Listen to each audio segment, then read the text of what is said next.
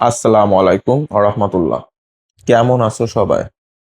আশা করি সবাই আল্লাহর রহমতে অনেক ভালো আছো। রোজার মাস। আহ যে সুস্থ আছো, ভালো আছো, রোজা রাখো। আর তার সাথে পাঁচ ওয়াক্ত সালাত আদায় করো। ইনশাআল্লাহ এই রোজার মাস সংযমের মাস। এই মাসে আমরা আমাদেরকে খারাপের থেকে অনেকটা ভালোর দিকে আনতে পারবো। সংযমের সাথে আমরা আল্লাহর সন্তুষ্টি নিয়ে চলতে পারবো। যাই হোক, আজকের ভিডিওতে আসি। আজকের ভিডিওর টপিকসটা খুবই ইম্পর্টেন্ট। যে নিজেকে ভালোবাসতে পারে না তাকে কেউ সত্যিকারের অর্থে ভালোবাসে না। ব্যাপারটা বোঝো। কথাটা শুনতে কঠিন লাগতে পারে, কিন্তু বাস্তব হলো এটাই সত্য। হুম। কেন মানুষ নিজেকে ভালোবাসতে পারে না, অর্থাৎ আমি কেন আমাকে ভালোবাসতে পারি না, তুমি কেন তোমাকে ভালোবাসতে পারো না? কথাটা কি একটু মনে হচ্ছে জটিল? জটিল না, আসলে এটাই সত্য কথা। আমরা আমাদেরকেই ভালোবাসি না। আমাদের নিজেদের চেহারা পছন্দ না। তুমি একটু চিন্তা করে দেখো। তুমি বাইরে যাও, বাইরে যে 100 বার চুলে হাত দাও, ঠিক আছে, 5 মিনিট হাঁটতেছো, চুল এরকম এরকম করতেছো। আমি এরকম এরকম করতেছি করতেছি না? তারপরে মানুষ আমাদের দিকে তাকাইলে মনে করি শার্টে কি একটু ময়লা আছে, চেহারা ঠিক আছে, চুল ঠিক আছে, জুতায় কি একটু ময়লা, এগুলো চিন্তা করি। আসলে আমরা আমাদেরকে নিয়ে স্যাটিসফাইড না। মানুষ নিজের চেহারা নিজেই পছন্দ করে না, তাহলে অন্য মানুষ আমাদেরকে কিভাবে ভালোবাসবে? নিজের জীবন নিয়ে হাজার হতাশা। আরে ভাই, ভুল তো হতেই পারে, এত হতাশা হওয়ার কি আছে? আল্লাহ কি আছে না? হাসবুন আল্লাহ অনিমাল ওয়াকিল অনিমাল মাওলা অনিমান নাসির। আল্লাহ তো সর্বোত্তম পরিকল্পনাকারী, তিনি তো আমাদের সৃষ্টি করেছেন, তিনি তো আছেন। তাহলে এত হতাশা কেন? এত হতাশা কেন? নিজের ক্ষমতার উপরে কোনো বিশ্বাস নেই। ভাই, একজন যদি এক মানে তার ক্ষমতা দেখাতে পারে, তুমি তোমার জায়গা থেকে তোমার ক্ষমতা দেখাও। তোমাকে বলতেছি না যে তুমি তোমার ক্ষমতার অপব্যবহার করো, বাট তোমার তো কথা বলার মতো শক্তি আল্লাহ রাব্বুল আলামিন দিছেন, নাকি তাও দেননি? তাহলে তুমি কথা তো অন্তত বলতে পারো। তাহলে নিজের ক্ষমতার উপরে নিজের বিশ্বাস নেই তোমাদের। সব সময় অন্যদের সাথে তুলনা করা, এইটা বর্তমান সমাজে প্রত্যেকটা জীবন ব্যবস্থার ধ্বংসের মূল কারণ। হোক সেটা হাজবেন্ড ওয়াইফ, হোক সেটা বাবা ছেলে, হোক সেটা আহ ভাই বোন, যাই হোক না কেন, আমরা সব সময় সব থেকে সেরাটা দেখে আমরা নিজেদেরকে তুলনা করি, নিজেদের মানুষদেরকে তুলনা করি। ভাই, সবার লাইফ তো সমান হবে না।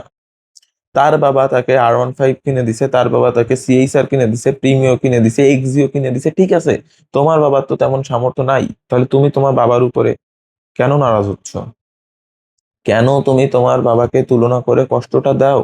রিজিক কি সব সময় নিজেদের হাতে না? রিজিক আল্লাহর হাতে। তুমিও তো 8-10টা ছেলের মতো না, তোমার বয়সে তো অনেক ছেলেরাই তাদের বাবা মাদেরকে উল্টো CHR প্রিমিও কিনে দিয়ে তাদের নিয়ে ঘুরে বেড়াচ্ছে, তুমি কেন পারো না? তাহলে তুমি কেন তুলনা করো? আর যদি স্বামী স্ত্রীর কথায় আসি, এই বিষয়টা তো অনেক ভয়াবহ, অনেক বেশি ভয়াবহ। তুলনাটা করা বাদ দিতে হবে, ঠিক আছে। নিজের ভুল হতেই পারে, কিন্তু নিজেকে ঘৃণা করা যাবে না। নিজেকে কখনোই ঘৃণা করো না, নিজেকে ছোট মনে করো না, ঠিক আছে। ভুল হওয়াটা স্বাভাবিক। মানুষ মাত্র ভুল হয়। ভুল হয় না কার? শয়তানের ভুল হয় না, ফেরেশতার ভুল হয় না। আমরা মানুষ, আমরা ভুল করি। আমরা ভুল করি বলে আল্লাহ আমাদের সৃষ্টি করেছে, এবং আমরা মাপ চাবো আল্লাহর কাছে, আল্লাহ আমাদের ক্ষমাও করে দেবেন। সো নিজের ভুল নিয়ে অত গিল্ট ফিল করা যাবে না। নিজেকে ক্ষমা করা শিখতে হবে। ভুল নিয়ে ওভার থিঙ্কিং করা যাবে না। দেখো, তুমি নিজেই নিজেকে ছোট করো, তুমি নিজেই নিজেকে গুরুত্ব দাও না, পাত্তা দাও না। এই জন্য মানুষ তোমাকেও পাত্তা দেয় না। মানুষ মনে করে ও তো নিজেই নিজেকে ছোট করে। ও নিজেই মনে করে যে ও সমাজের জন্য কিছুই করতে পারবে না, ও মানুষের জন্য কিছু করতে পারবে না, আমরা ওকে গুরুত্ব দিয়ে কি করব? তাই তো। সো এই ধরনের কাজ মোটেও করা যাবে না। তোমার যদি নিজের উপরে সেলফ লাভ, নিজের উপরে নিজের ভালোবাসা, নিজের উপরে নিজের গুরুত্ব না থাকে, তাহলে তুমি রিলেশনশিপ লাইফ, তোমার যে রিলেশন লাইফ, সেটাও তুমি নষ্ট করে ফেলবা। হ্যাঁ, সেটাও নষ্ট হয়ে যাবে। কি করে আমি বলি।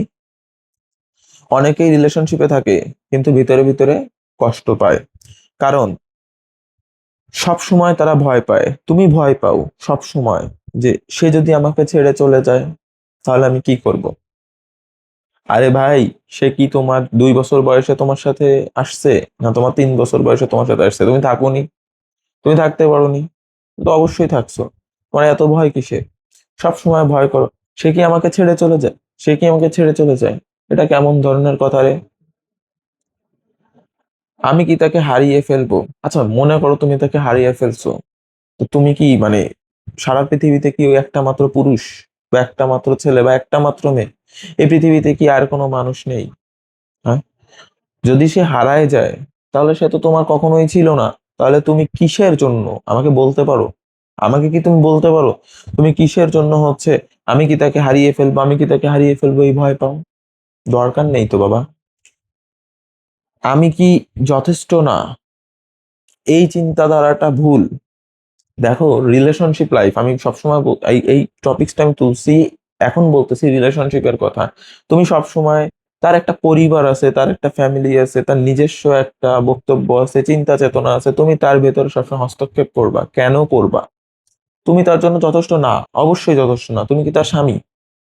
একটা হাজবেন্ড হইলেও তো তার ওয়াইফকে সবসময় একটু স্বাধীনতা দিতে হয়। আমি বলতেছি না যে তুমি পূর্ণাঙ্গ স্বাধীনতা দাও, একেবারে ছেড়ে দাও, না, ছেড়ে দিও না, বাট স্বাধীনতার তো একটা প্রয়োজন আছে।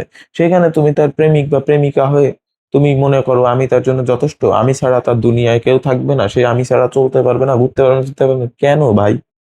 এতে করে কি হয় জানো? এতে করে তোমার ভিতরে ওভার থিঙ্কিং শুরু হয়। এক নাম্বার, তুমি ওভার থিঙ্কিং করো, তোমার ভিতরে জেলাসি আসে, সন্দেহ আসে, তুমি নিজে নিজে কাঁদো, আর তুমি ইমোশনাল ভাবে তুমি পুরো ডিপ্রেশনে পড়ে যাও। ফলে যাকে তুমি ভালোবাসো, সে তোমাকে ভালোবাসলে একটা সময় তোমার উপরে বিরক্ত হয়ে যায়, কারণ তুমি নিজেকে ভালোবাসতে না পারার কারণে তুমি তার উপরে অতিরিক্ত চাপ প্রয়োগ করো। এটাই সত্য কথা। মানে তোমার লাইফে ওই জিনিসগুলা নাই। কথাটা বোঝো, তোমার লাইফে ওই জিনিসগুলা নাই, যেই জিনিসগুলা, যেই আনন্দের মুহূর্তগুলো তার লাইফে আছে। তো তুমি জেলাস হচ্ছ, তুমি ওভার থিঙ্কিং করতেছো, তুমি তাকে তোমার লাইফের মতো করে সাজাইতে চাচ্ছ। কেন ভাই? তোমার লাইফ তার লাইফ তো সেম না। তুমি তো তার সাথে রিলেশনশিপে আছো ভাই, তার তো আর একটা লাইফ আছে। তুমি দেখো সে তোমাকে ঠকায় কিনা। তুমি আগের থেকে ওভার থিঙ্কিং করে, জেলাসি হয়ে, হিংসা করে কেন তার উপরে অতিরিক্ত চাপ প্রয়োগ করতেছো? হ্যাঁ, নিজের সমস্যা তার ঘাড়ে কেন দিচ্ছ? এইগুলো কেন হচ্ছে? নিজেকে ভালো না বাসার কারণে। তুমি নিজেকে ভালোবাসো, নিজেকে সময় দাও, ঘুরতে যাও, মানুষের সাথে মেশো, তুমিও তার মতো থাকার চেষ্টা করো না। সমস্যা কোথায়? এই কারণে তোমার রিলেশনশিপের যে লাইফটা, রিলেশন লাইফ, এটাও নষ্ট হচ্ছে শুধুমাত্র নিজেকে ভালো না বাসার কারণে, নিজের গুরুত্ব নিজে না দেওয়ার কারণে, নিজেকে নিজে না বোঝার কারণে তোমার এইটা নষ্ট হচ্ছে। সেলফ লাভ মানে আবার এমন না যে, সেলফ লাভ মানে কিন্তু অহংকার না, ঠিক আছে? মনে করো, সেলফ লাভ মানে নিজেকে সম্মান করা। নিজেকে বলতে হবে যে না, আমি আসলেই সম্মান পাওয়ার যোগ্য, আমি তো খারাপ না, আমি তো ভালো মানুষ। হ্যাঁ, আমি যেটা করতেছি আমি ঠিকই করতেছি। নিজেকে সম্মান করতে হবে। সেলফ লাভ মানে নিজেকে সম্মান করা, নিজের ভুলকে মেনে নেওয়া, নিজের উন্নতির চেষ্টা করা। সব সময় ওই এক ঘরের ভিতরে বসে বসে সারাদিন প্রেম করলে আর মোবাইলে রিলস স্ক্রল করলে হবে না। হুম, নিজের উন্নতির চেষ্টাও করতে হবে। তুমি নিজেকে উন্নতি করতে পারলে মানুষ তোমার ভ্যালু দিবে, মানুষ তোমাকে মূল্যায়ন করবে, এটা তোমার মনে রাখতে হবে। নিজের সীমা বা বাউন্ডারি তৈরি করা, নিজেকে প্রায়োরিটি দেওয়া, নিজেকে ভালোবাসা মানে নিজেকে পারফেক্ট করে ভাবা না, নিজের ভুলগুলো নিজে ধরে সেগুলো শুধরানোর চেষ্টা করা। হ্যাঁ, এটাই সেলফ লাভ। বুঝতে পারছো? নিজেকে ভালোবাসা মানে নিজের ভুলগুলো একসেপ্ট করে সেগুলোকে শুদ্ধ করে আবার ভালোভাবে সবার মাঝে কামব্যাক দেওয়াই নিজেকে ভালোবাসা। নিজেকে ভালোবাসতে শিখতে হবে কিভাবে আমি বলে দিচ্ছি। নিজের সাথে নিজের যুদ্ধ করা বন্ধ করো, নিজের ভুলগুলো জাস্ট একসেপ্ট করো, সেইগুলো কোথায় কোন সমস্যা সেটা চিহ্নিত করে জাস্ট সমস্যাগুলো ঠিক করে ফেলাও। অন্যের সাথে তুলনা করা বন্ধ করো। আমি যেটা বলছি এটা মাস্ট বি নিডেড। তুমি যেমন আছো ভাই, তুমি গাছতলায় থাকো, আরেকজন 10 তলায় থাকে, দেখতে যেও না। তুমি তোমার জায়গা থেকে সুস্থ আছো কিনা, ভালো আছো কিনা, আল্লাহর সন্তুষ্টির সাথে আছো কিনা, ইবাদত বন্দেগীর সাথে আছো কিনা, তুমি এই জিনিসটার উপরে ফোকাস দাও। অন্যের সাথে তুলনা মোটেও করো না, সারা জীবনই ভালো থাকতে পারবা না। ঠিক আছে? নিজের যত্ন নাও। ঠিক আছে? নিজের যত্ন নিতে হবে, এই ফেসের যত্ন, এই চুলের যত্ন নিতে হবে। ঠিক আছে? নিজেকে যদি নিজে যত্ন না করতে পারো, মানুষ তোমার দিকে তো ভালো চোখে তাকাবে না। নিজেকে ক্ষমা করতে শেখো। নিজের ভেতরে লক্ষ্য তৈরি করো যে না আমার বড় হতে হবে। আজকে যেমন আমি দেখতেছি 2026 সালে, 2027 সালে আমার সাথে এরকম থাকবে না। আমি মানি আর্ন করব, আমি টাকা পয়সা ইনকাম করব, আমি নিজেকে পরিবর্তন করব। আমার পরিবর্তন দেখে অন্তত এই 10-12 বছর যারা অভ্যস্ত হয়েছে তারাই অবাক হয়ে যাবে যে এটা কে, আমি যাকে দেখছি এটা কি সে। এরকম একটা মনোভাব তাদের ভিতরে তৈরি হবে। নিজেকে ঠিক এইভাবে তৈরি করো, নিজের লক্ষ্য তৈরি করো। আর সবচেয়ে গুরুত্বপূর্ণ কথা আমি বলে দিচ্ছি, যে মানুষ নিজেকে ভালোবাসে, সে কখনো ভালোবাসা ভিক্ষা চায় না। তোমার ভিতরে এই ব্যাপারটা আছে, তুমি ভালোবাসা মানুষের থেকে ভালোবাসা ভিক্ষা চাও, সময় ভিক্ষা চাও কেন ভাই? এই দুনিয়ায় আল্লাহ কি শুধু তোমার ভালোবাসার মানুষ ছাড়া তোমার উপভোগের জন্য কিছুই রাখিনি? আমি খারাপের দিকে তোমাকে যেতে বলতেছি না, সেগুলো নিয়ে, ওই ব্যাপারগুলো নিয়ে তুমি ভালো থাকো না। তুমি তার কাছে কেন বারবার ভালোবাসা ভিক্ষা চাও, সময় ভিক্ষা চাও, টাইম ভিক্ষা চাও? এগুলো ভিক্ষা কেন চাও? আর তার ভালো থাকাতে তুমি কেন জেলাস ফিল করো? কোনো দরকার নাই, এগুলা বাদ দিয়ে দাও। ঠিক আছে? একটা জিনিস মনে রাখো, নিজেকে ভালোবাসো, নিজেকে সম্মান করো, নিজেকে গড়ে তোলো। কারণ তুমি আল্লাহর সব থেকে সেরা সৃষ্টি, তুমি কিন্তু ছোট না। এটা তোমার মনে রাখতে হবে। যাই হোক, আজকের ভিডিও যদি তোমার ভালো লেগে থাকে, এই ধরনের মোটিভেশনাল ভিডিও আমার চ্যানেলে রেগুলার আপলোড হবে। তুমি কোন বিষয়ে ভিডিও চাও কমেন্ট করে জানাও। আমার ভিডিওতে প্লিজ ভালো লাগলে লাইক দিয়ে দাও, চ্যানেলে সাবস্ক্রাইব করে দাও, পাশে থাকো। পরবর্তী ভিডিওতে দেখা হবে ইনশাল্লাহ। ধন্যবাদ, আল্লাহ হাফেজ, আসসালামু আলাইকুম রহমতুল্লাহ।